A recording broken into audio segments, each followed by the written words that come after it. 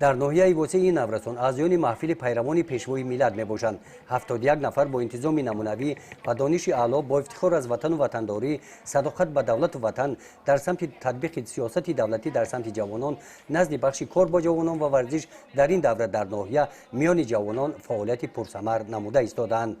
در جلسه شورای محلی کار با جوانان نزد رئیس ناحیه که نیمه دوم ماه ایون در ناحیه وسیع دایر گردید با اشتراک اعضایان شورا فعالیت 6 ماهه جنببست کرده شد.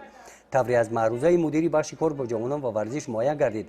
در این مدت از جانب بخش کار با جوانان و ورزش در دهات‌های ناحیه با ساکنان محله‌ها، دانشجویان، خوانندگان، خصوصا جوانان وابسته به هدف‌های سیاست جوانپرورانه اساسگذار صلح و وحدت ملی پیشوای ملت پرزیدنت جمهوری تاجیکستان محترم امامعلی رحمان نسبت نسل جوان و آینده‌ساز کشور سلسله ملاقات و واقعی‌های سودمند دایر کرده شدند.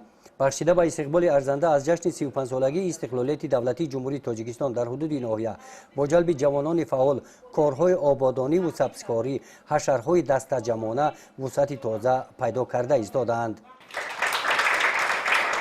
در معروضه قید کرده شد که جهت آماده نمودن نورسان و جوانان با آزمون‌های فروغ صبح دانایی کتاب از تاجیکان آینه تاریخ میلاد از جانب بخش کار با جوانان و ورزش در ناحیه هفته‌ایانه محفل‌های کتابخوانی دایر کرده شدند.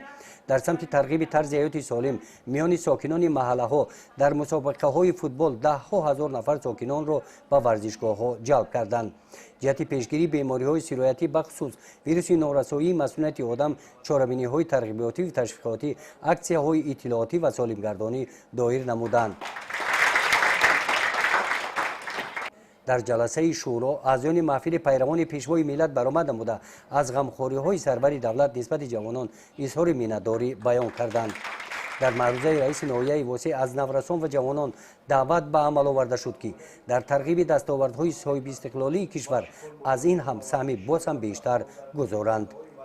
گزارش خواجه نظری خدای نظر ظهورов از ناحیه وسیع برای برنامه اطلاعاتی نوید